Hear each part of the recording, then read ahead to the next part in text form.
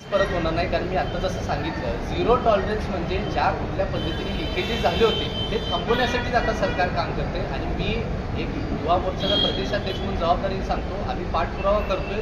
ह्या गोष्टी झाल्या कशा ह्याच्यासुद्धा खोलात जाऊन आज CBIची चौकशी चालू आहे. त्यामुळे आम्ही या सर्व गोष्टींचा पाठपुरावा करून आता त्यावर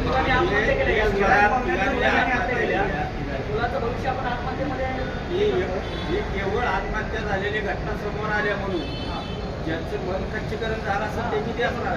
ह्याच संपूर्ण कठीण काळामध्येच मी आज जे आवाहन केलं मी परत एकदा सांगतो की आमच्यासारखे युवक हे सर्व युवा पिढी संघटन करण्यासाठी आणि त्याचबरोबर या कठीण काळामध्ये त्यांना कशा पद्धतीने सहकार्य करता येईल असे आमचे प्रयत्न राहणार आहेत. जे झालं ते अतिशय वाईटच आहे हे मी सुद्धा मान्य करतो. आणि ज्या काही मागणी त्या विद्यार्थ्यांच्या असतील मी ते सरकारपर्यंत पोहोचणार हे खात्रीपूर्वक सांगतो. नाही तसं काय नाही, काँग्रेसच्या काळात सुद्धा झाली होती. भाजपच्या काळात झाले 89 भाजपच्या काळात झाले आणि तुमचे पदाधिकारी सापडायला आले. ज्या मी एक सुद्धा परीक्षा नीट नाही. भाजपचे पदाधिकारी असण्याचा काही प्रश्न नाही आहे.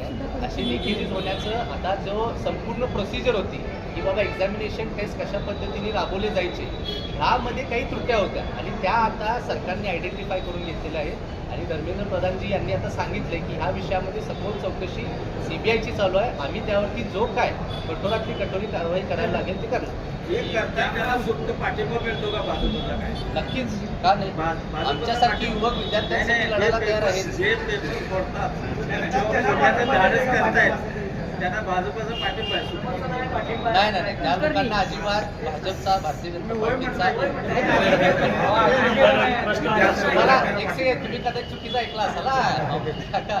तसं काही नाही आहे. मी जर सांगितलं ह्या विषयामध्ये जे कोण लोक असतील विद्यार्थ्यांचे प्रश्न पोहोचवण्याचं आम्ही तिथं काम करतो. नीटची परीक्षाच घेण्यात येऊ नये, 12वीच्या मार्कांवरती ॲडमिशन मिळावी अशी काही मागणी काय लोकांकडून. परत सांगा.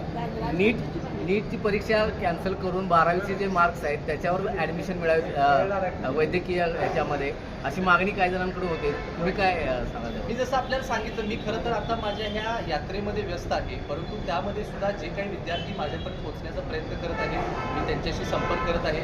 येणाऱ्या काही दिवसात मी परत एकदा त्यांच्याशी भेटून त्यांच्या सर्व समस्या व्यवस्थित वैयक्तिकरित्या त्यांना भेटून समजून घेईन आणि मग आम्ही त्याच्यावरती एक ॲक्शन प्लॅन म्हणून आवाहन केलेलं आहे. तुमच्या माध्यमातून सुद्धा करतो. काल जी प्रेस कॉन्फरन्स झाली त्याच्या माध्यमातून आपल्याला समजलं की रिएक्झामिनेशन ही 21 जूनला आता परत होते. त्यामध्ये सर्वात महत्त्वाची गोष्ट म्हणजे कुठलीही वेगळी फीज ह्या रिएक्झामिनेशनसाठी घेतली जाणार नाही आहे. 15 मिनिट एक्स्ट्रा या संपूर्ण एक्झामिनेशनसाठी दिले जाणार आहेत. विद्यार्थ्यांना त्यांच्या परिसरामध्ये जे एक्झामिनेशन सेंटर आहे ते त्यांना प्राधान्याने म्हणजे त्यांचं जे प्रेफरन्स असेल ते त्यांना चूज करायला मिळणार. आणि एकत्रित कालच्या प्रेस कॉन्फरन्समध्ये असं सुद्धा सांगितलं गेलं की झिरो टॉलरन्स म्हणजे ह्या संपूर्ण लिकेजेसमध्ये जे काही लोक सहभागी होते त्यांच्यावरती कठोरातली कठोर कारवाई केली जाईल. मी स्वतः राज्य शासनाच्या माध्यमातून केंद्र शासनावर या गोष्टीचा पाठपुरावा करतो. मी आजसुद्धा जे आवाहन केलं त्या माध्यमातून सांगितलं की महाराष्ट्र राज्यामध्ये जर एका ठिकाणी कुठं हे सर्व विद्यार्थी जमणार असतील, मी स्वतः दौऱ्यामध्ये आहे, परंतु त्या गोष्टीला प्राधान्य देऊन मी त्यांची भेट घ्यायला जाईल. आज आम्हाला ऑलरेडी फोन कॉल यायला चालू झाले कारण आज सकाळीच आम्ही ते आवाहन केलं आहे. त्यामुळे ते ज्या कुठल्या जिल्ह्यात बोलवतील आम्ही त्यांची भेट घ्यायला जाईल.